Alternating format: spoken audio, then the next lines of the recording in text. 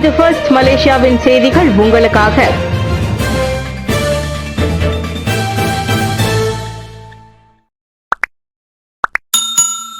பெருநாட்களின் போது தேங்காய் விநியோகம் போதுமானதாக இருக்கும். சீன பெருநாள், ரமலான் மற்றும் நோன்பு பெருநாள் உட்பட அடுத்த ஆண்டு தொடக்கத்தில் தொடர்ந்து கொண்டாடப்படவிருக்கும் பெருநாட்களின் போது தேங்காய் விநியோகிப்பு போதுமானதாக இருப்பதற்கு அரசாங்கம் உத்தரவாதம் அளித்துள்ளது.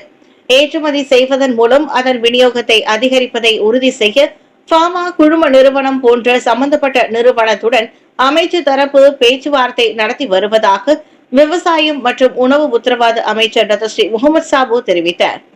தற்போது தென்னை அதிகமாக பயிரிட வேண்டும். அதற்கு காரணம் நமக்கு தேங்காய் ஏற்றுமதி செய்யும் நாடு உள்நாட்டில் அதன் பயன்பாட்டிற்கும் தேவைப்படுவது நமக்கு தெரியும். எனவே அதன் தேவையை பூர்த்தி செய்ய நாம் தென்னையை அதிகம் பயிரிட வேண்டும். தேங்காய் பால் விலை தற்போது மிக அதிகம் என்றும் அவர் கூறினார்.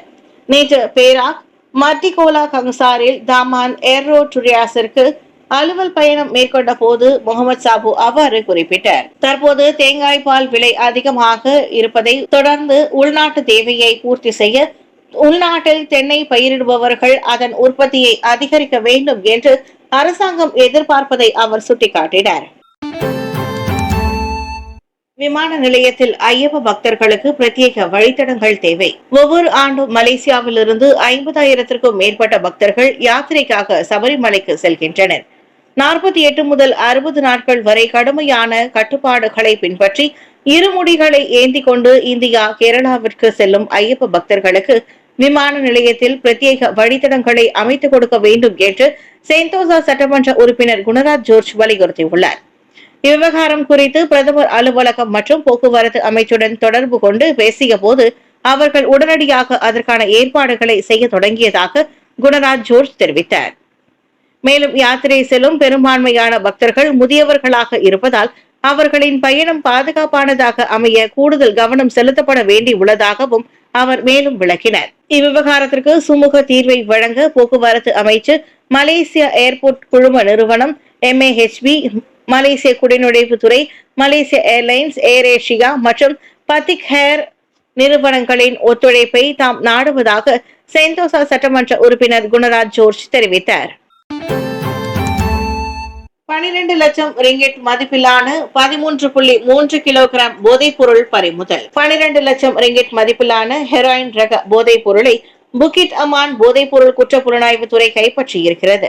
பறிமுதல் செய்யப்பட்ட அந்த போதைப் பொருளை சுமார் 900 போதை பித்தர்கள் பயன்படுத்தலாம் என்ற குற்ற புலனாய்வு துறை இயக்குனர் டாக்டர் ஸ்ரீ காவ்காக் சின் நேற்று வெளியிட்ட அறிக்கை ஒன்றில் தெரிவித்தார். கடந்த டிசம்பர் 23ஆம் தேதி ஸ்லாங்கூர் பெடலிங் ஜெயாவில் உள்நாட்டை சேர்ந்த 48 வயதான இந்திய ஆடவர் செலுத்தி வந்த ஹோண்டா சிட்டி ரக காரை தடுத்து சோதனையிட்டதில் இந்த போதைப் பொருள் கைப்பற்றப்பட்டதாக டாக்டர் ஸ்ரீ காவ் அவ்வறிக்கையில் விவரித்திருந்தார். அக்காரை சோதனையிட்ட போது சுமார் 7.4 கிலோகிராம் எடை கொண்ட ஹெராயின் ரக போதைப் பொருள் 20 துண்டுகளாக கண்டெடுக்கப்பட்டது. இதையடுத்து சனிக்கிழமை ஸ்லாங்கூர் பூச்சோங்கில் உள்ள ஓர் இல்லத்தை சோதனையிட்ட போது சுமார் 5.9 கிலோகிராம் எடையில் 16 துண்டுகளாக இருந்த ஹெராயின் போதைப் பொருளை போலீசார் பறிமுதல் செய்தனர். அவ்விரு சோதனை நடவடிக்கைகளையும் சேர்த்து மொத்தம் 13.3 கிலோகிராம் எடையிலான போதைப் பொருட்கள் கைப்பற்றப்பட்டன. இதனிடையே கைது செய்யப்பட்ட ஆடவருக்கு முன்னதாக 1952ஆம் ஆண்டு அபாயகர போதைப் பொருள் சட்டத்தின் கீழ் ஒரு குற்றப்பதிவும் உள்ளது. ஆயினும் அவ்வாடவரிடம் மேற்கொள்ளப்பட்ட சிறுநீர் பரிசோதனையில் அவர் போதைப் பொருள் உட்கொள்ளாதது உறுதிப்படுத்தப்பட்டது. 2024ஆம் ஆண்டு மலேசிய பொருளாதாரம் ஒரு கண்ணோட்டம். பிரதமர் டாக்டர் ஸ்ரீ அன்வர் இப்ராஹிம் தலைமையிலான மடானி அரசாங்கத்தின் கீழ் நாட்டின் பொருளாதாரத்தை வலுப்படுத்த 2024ஆம் ஆண்டு முழுவதிலும் பல்வேறு முயற்சிகளும் பொருளாதார கொள்கைகளும் அமல்படுத்தப்பட்டன.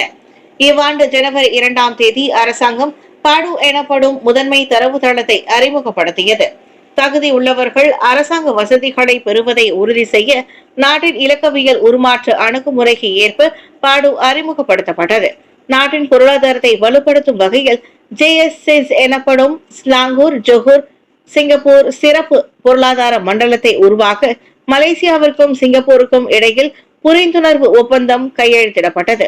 அரசாங்க நிதி அமைச்சின் வழி சாரா எனப்படும் அடிப்படை உதவி தொகையை கடந்த ஆண்டு வழங்கப்பட்ட 600 ரிங்கிட்டை காட்டிலும் இவ்வாண்டும் 1200 ரிங்கிட்டாக உயர்த்தப்பட்டது. திருமணம் ஆகாதவர்களுக்கான உதவித்தொகை 600 ரிங்கிட்டாக நிலைநிறுத்தப்பட்டது. கடந்த பிப்ரவரி 1ஆம் தேதி அரசாங்கம் உள்நாட்டு வாணிபு மற்றும் வாழ்க்கை செலவின அமைச்சின் வழி மை சப்சிடி டீசல் திட்டத்தையும் பிளீட் அட்டை அமலாக்கத்தையும் அறிமுகப்படுத்தியது. பிளீட் அட்டை பயன்பாடு உதவித்தொகைக்கு உட்படுத்தப்பட்ட டீசல் எண்ணெய் மோசடி மற்றும் கடத்தலை குறைக்கும் என்று நம்பப்படுகிறது. புத்தாண்டு முதல் தேதியில் ரயில் மற்றும் பேருந்து சேவையின் இயக்க நேரம் பின்னிரவு 3 வரை நீட்டிப்பு.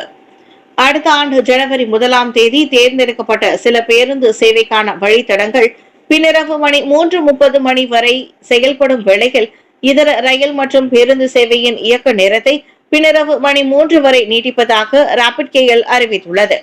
2025ஆம் ஆண்டை வரவேற்கும் கொண்டாட்டத்தில் நகர்ப்புற வாசிகள் பங்கேற்பதை உறுதி செய்வதே அதன் நோக்கம் என்று நேற்று வெளியிட்ட ஓர் அறிக்கையில் பிரசரணா மலேசியா தெரிவித்திருக்கிறது.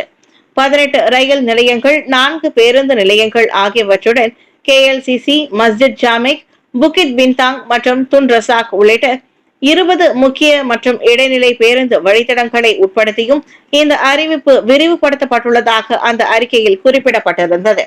மேலும் இவ்வாண்டு டிசம்பர் 31ஆம் தேதி இரவு மணி 7:30க்கு தொடங்கி அனைத்து ரயில் பாதைகளின் பயண சேவைக்கான இடைவெளி மேம்படுத்தப்படும்.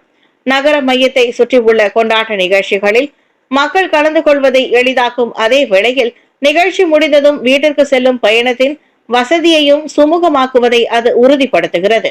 புத்தாண்டை முன்னிட்டு பயணிகளின் சுமூகமான பயணத்தை கருத்தில் கொண்டு உதவி போலீசார், செயலாக்க பணியாளர்கள் ஆகியோரை உட்படுத்தி மொத்தம் 2731 ராபிட் கேஎல் முன்னிலை பணியாளர்கள் பணியமர்த்தப்படுவர்.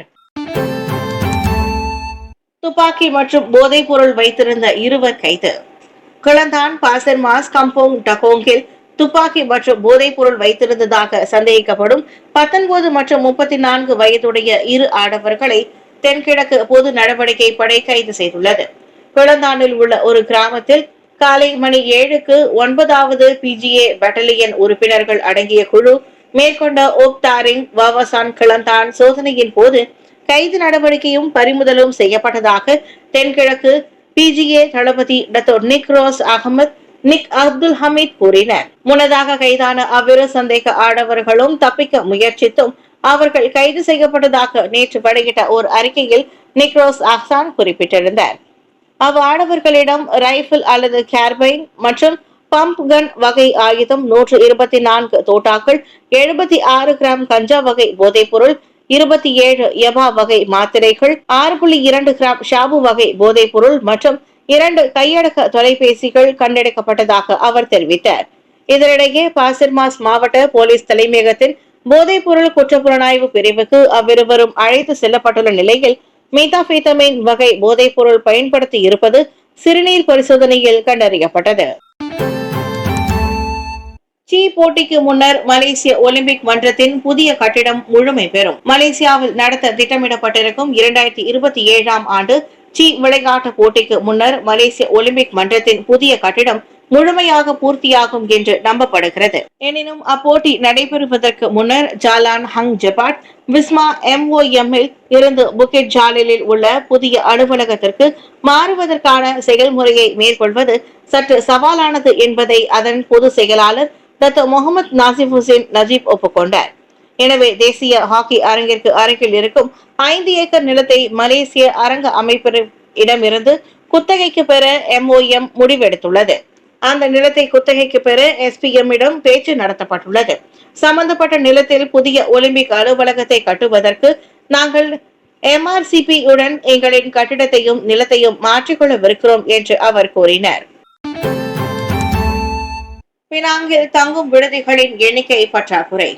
பினாங்கில் குறிப்பாக பெருநாள் காலம் மற்றும் மிகப்பெரிய நிகழ்ச்சிகளை ஏற்பாடு செய்யும் போது அதிகரித்து வரும் அந்நிய மற்றும் உள்நாட்டு சுற்றுப்பயணிகள் தங்குவதற்கான தங்கும் விடுதிகளில் எண்ணிக்கையில் பற்றாக்குறை நிலவுகிறது. தற்போது அம்மாநிலத்தில் சுமார் 12,000 தங்கும் விடுதிகள் மட்டும் செயல்படுகின்றன. எனினும் சுற்றுப்பயணிகளுக்கு தங்கும் வசதியை ஏற்படுத்த இன்னும் அதிகமான, குறிப்பாக செப்ரங்பிரை பகுதியில் தங்கும் விடுதிகள் தேவைப்படுவதாக பினாங்கு மாநில முதலமைச்சர் சவுகான் யோக் தெரிவித்தார். நேற்று பாயன் லெபாஸில் அயானிக் ஐகானிக் மேஜோரி தங்கும் விடுதியை திறந்து வைத்த பின்னர் அவர் இவ்வாறு குறிப்பிட்டார். இவ்வாண்டு ஜனவரி தொடங்கி அக்டோபர் மாதம் வரையில் பினாங்கு அனைத்துலக விமான நிலையம் வழியாக சுமார் 61,80,000 உள்நாடு மற்றும் அந்நிய சுற்றுப்பயணிகள் பினாங்கிற்கு வருகை புரிந்துள்ளனர். இது கடந்த ஆண்டை காட்டிலும் 7.46 விழுக்காட்டு உயர்வை காட்டுவதை அவர் சுட்டிக்காட்டினார்.